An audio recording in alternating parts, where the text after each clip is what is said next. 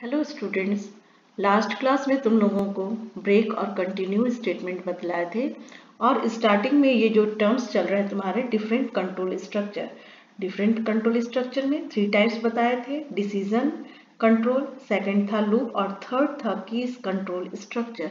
तो यहाँ पे जो टर्म्स आ रहे हैं, जो थर्ड पार्ट था केस कंट्रोल स्ट्रक्चर। अब इसके बारे में जो केस कंट्रोल स्ट्रक्चर है वो तुम्हारा 2 टाइप्स है और इसमें हमारा स्विच स्टेटमेंट और गो टू स्टेटमेंट्स आता है। तो सबसे पहले स्विच स्टेटमेंट्स के बारे में। Switch statement that is decision using switch. हमारा ये जो कंट्रोल स्टेटमेंट है अलाउ कर रहा है decision from A number of choices. Number of choices is called a switch और ए switch case default since these 3 keywords go together to make up the control statement। इसमें 3 keywords है तुम्हारा, 3 keywords है तुम्हारा। क्या टर्म्स 3 keywords हो गया? Break हो गया, डिफॉल्ट हो गया और तुम्हारा टर्म्स जो हो गया स्विच हो गया। ये तीनों तुम्हारा कीवर्ड्स है। तो इसके साथ विथ हेल्प स्विच टर्म्स के टर्म्स में इस टर्म्स को लिया जाता है और इस स्विच स्टेटमेंट का जो सिंटैक्स रूल है वो इस टर्म्स में फर्स्ट है स्विच एक्सप्रेशन लिखते हैं और फिर तुम्हारा जो टर्म्स है केस कांस्टेंट फर्स्ट, यहाँ पे कोलन लगाएं। अब यहाँ पे केस कांस्टेंट यहाँ डायरेक्टली एक ही स्टेटमेंट लिखे हैं या फिर यहाँ पे सेंटेंस जैसे S1 S2 S3 up to nth term, उसके बाद ब्रेक लगाएंगे, फिर नेक्स्ट हुआ केस कांस्टेंट 2 कोलन, फिर स्टेटमेंट हमारा इसमें भी अप टू nth टर्म लगेगा लेकिन हमने सिंगल लाइन में ही सिर्फ स्टेटमेंट लिखा सेमी कॉलन। फिर नेक्स्ट हमारा ब्रेक होगा। अब इसमें जितने भी सेंटेंस होंगे ब्रेक होने के बाद अप टू nth टर्म्स, ये डॉट डॉट रिप्रेजेंट करती है अप टू nth टर्म, यानी कि जैसे यहाँ पे केस कांस्टेंट फर्स्ट लिखे, सेकंड लिखे, उसी तरह last up to nth term जब केस कांस्टेंट होगा यहाँ पे कोलन है, फिर स्टेटमेंट और यहाँ पे टर्म्स होगा ब्रेक। फिर नेक्स्ट में लाइन में लिखते हैं डिफॉल्ट और डिफॉल्ट हो गया तुम्हारा कोलन, डिफॉल्ट के बाद फिर अगेन स्टेटमेंट होगा सेमी कॉलन और फिर लास्ट में ब्रेक। जो कर्ली ब्रेसेस ओपन किए थे वो क्लोज हो जाएगा। ये हमारा सिंपल फॉर्मूला कर लो या फिर जनरल फॉर्म या सिंटैक्स रूल है स्विच स्टेटमेंट का। स्विच स्टेटमेंट में तुम्हारे 3 कीवर्ड्स हो गए और सबको एक साथ लेकर के वर्क करना है। तो इसको हम एग्जाम्पल के थ्रू समझाए हैं। Right A program to print the name of day depending upon the number entered from the keyboard using switch statement। अब ये switch statement में है। फर्स्ट लाइन तुम्हारा है has include stdio.h main bracket फिर कर्ली ब्रेसेस ओपन। ये सभी terms में इसी तरह तुम्हारा टर्म्स रहेगा। अब यहाँ पे इंटीजर INT टर्म्स डालें, यहाँ पे क्या रिप्रेजेंट करना, नेम ऑफ द डे, यानी कि वीक ऑफ ए डे यहाँ पे ले रहे हैं। तो डे INT डे इंक्लूड किए, तो एक सप्ताह में कितने दिन हुए तुम्हारे 7, तो यहाँ पे प्रिंट ऑफ किए enter a number between 1 to 7 as a new line. Scanf memory में गया मॉडुलो डी एंड डे को ही हमको रिप्रेजेंट करना है। अब स्विच के बाद यहाँ पे अभी जस्ट देखो हमने तुम्हें बताया स्विच लेंगे और एक्सप्रेशन लेंगे, तो स्विच लिए और यहाँ पे क्या हो गया एक्सप्रेशन में डे कर्ली ब्रेसेस ओपन किए केस फर्स्ट यहाँ पे हमारा क्या हो गया कोलन, केस फर्स्ट दिए ये कोलन लिखा है, प्रिंट अप फर्स्ट डे हमारा क्या हुआ मंडे, ये मंडे हुआ और फिर ब्रेक लग गया। फिर सेकंड लिखेंगे केस 2 कोलन, सेकंड में हमारा क्या आएगा, सेकंड डे क्या है ट्यूसडे, तो प्रिंट अप किए ट्यूसडे, उसके बाद फिर ब्रेक लग गया हमारा। फिर केस 3 क्या है कोलन है और थर्ड डे वेडनेसडे, फिर ब्रेक, फिर case 4 semicolon, printf Thursday किए फिर ब्रेक लगा, case 5 colon printf Friday, fifth day हो गया फिर ब्रेक, केस 6 प्रिंट किए Saturday as a new line, last में सेमी कॉलन, फिर ब्रेक लगा हमारा केस 7 ये फर्स्ट हुआ। प्रिंट ऑफ किया संडे। ब्रेक, ब्रेक के बाद फिर हमारा डिफॉल्ट, ब्रेक में हमारा सेमीकोलन है और डिफॉल्ट में कोलन है।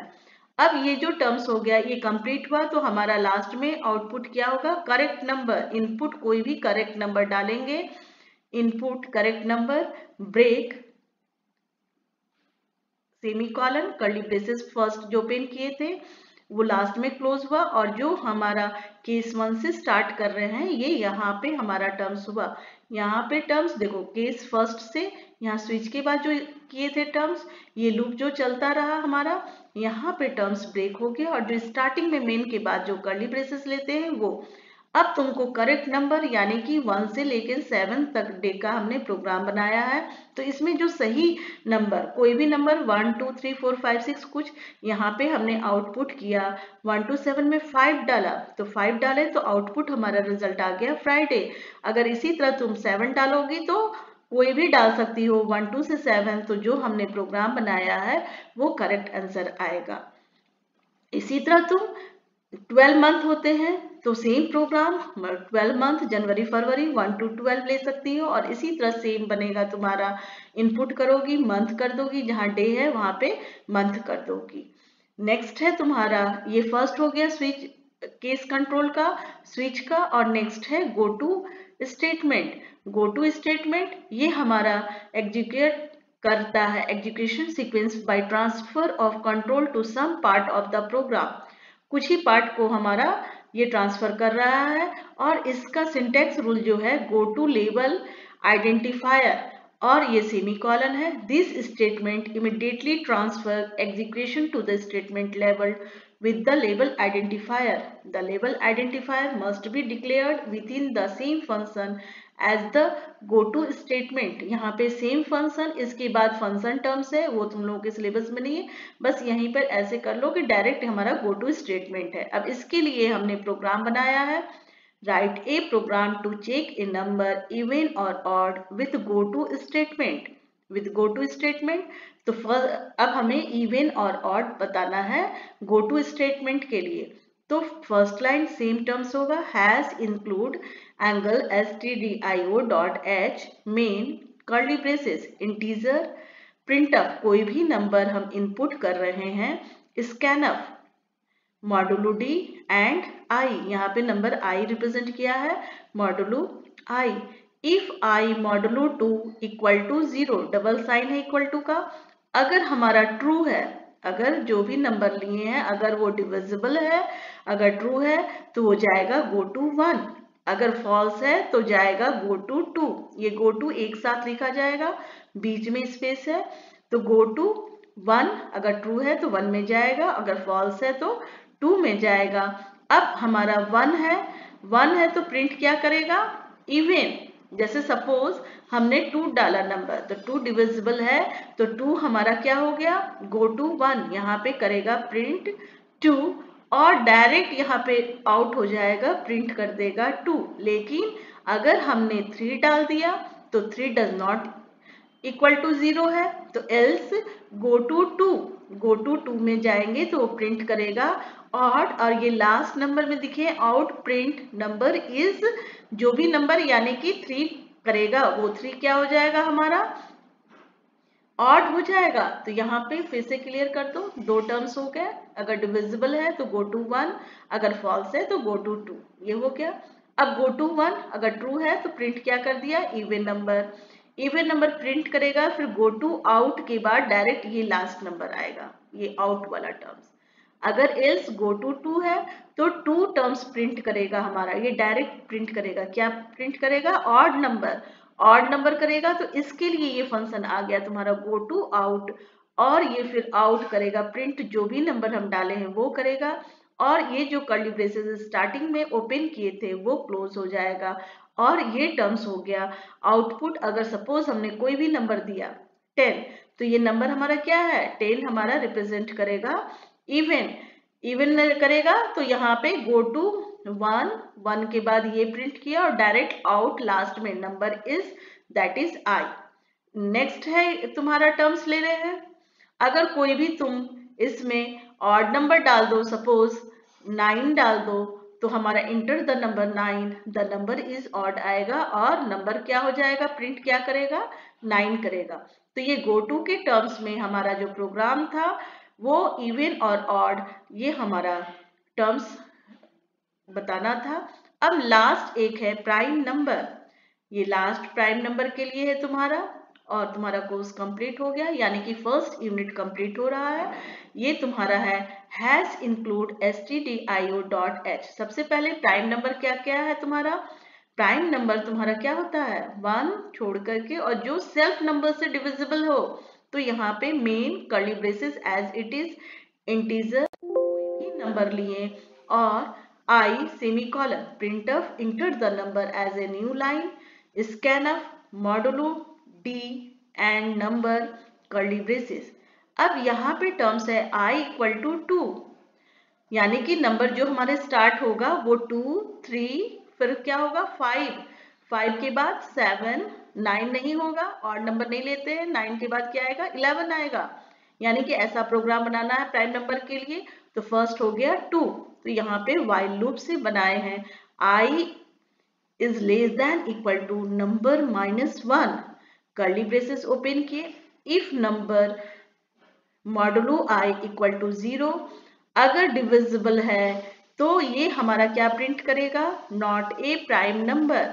नंबर अगर I से डिविजिबल है, सपोज अगर हमने नंबर 4 लिया, I की वैल्यू यहाँ पुट कर रहे हैं 2, तो 2 डिविजिबल हो गया 4, तो यानी कि नॉट ए प्राइम नंबर।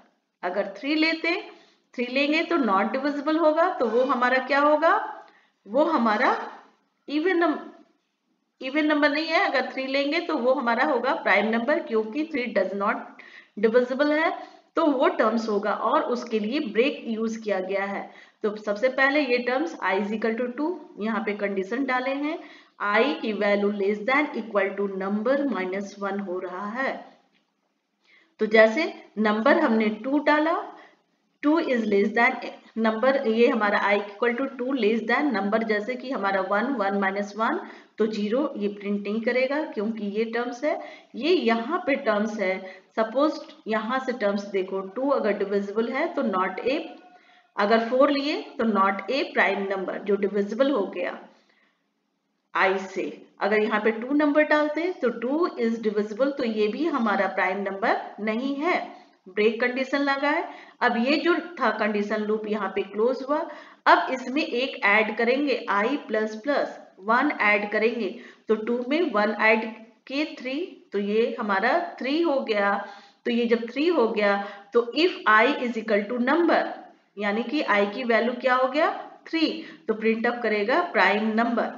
अब नेक्स्ट नंबर जैसे ले रहे हैं, फिर एक इंक्रीमेंट हुआ 4 हो गया नॉट ए प्राइम नंबर। फिर हम लेंगे 5, तो 5 जब हम लेंगे तो हमारा टर्म्स क्या हो जाएगा 5 है, सो 5 डज नॉट डिविजिबल है, तो वो हमारा यहाँ पे होगा और वो प्राइम नंबर होगा। अब सपोज किए हैं कोई भी इंटर करेंगे नंबर, तो ये नंबर हमारा आएगा प्राइम नंबर। तो तुम कोई भी नंबर डालोगी तो अगर वो प्राइम नंबर है तो वो आउटपुट रिजल्ट देगा प्राइम नंबर। तो यहाँ पे जो टर्म्स है, यहाँ जो हमने लिखा है हैज इंक्लूड, ये हमारा प्राइम नंबर के लिए है, और इसमें हमारा ब्रेक स्टेटमेंट का यूज हुआ है। और ये लास्ट में तो प्राइम नंबर रिप्रेजेंट किया, तो कोई भी आउटपुट तुम डाल सकती हो 1 2 3। अगर 9 डालोगी तो वो प्राइम नंबर होगा, उसके लिए वो कुछ भी नहीं दिखलाएगा, लेकिन तुम्हें प्राइम ही नंबर डालना होगा, क्योंकि ये चेक नहीं कर रहा है, ये डायरेक्ट हमें प्राइम नंबर के लिए ही प्रोग्राम बनाया है। कौन सा है, जो कि प्राइम नंबर के लिए प्रोग्राम है। तो अब ये तुम्हारा प्रोग्रामिंग चैप्टर जो है यूनिट फर्स्ट है सो कंप्लीट हो गया है। अब तुम्हारा जो नेक्स्ट है वो सेकंड यूनिट स्टार्ट होगा, that is solution of equation. और सॉल्यूशन ऑफ इक्वेशन अब तुमको हम मंडे को जूम ऐप से सुबह 8 बजे से क्लास लेंगे, तुम लोग रेडी रहना। और फिर हम प्रिंट तुम्हारा पीडीएफ, इसमें थोड़ा सा मिस्टेक है, तुम्हारा पीडीएफ मिस्टेक क्या है, वो तुम्हारा जो फ्लो चार्ट में था स्टॉप और वगैरह थोड़ा सा चेंज हो गया। अब देखते हैं क्लियर करके फिर से तुम्हारा पीडीएफ भेज देंगे। और all the best first unit.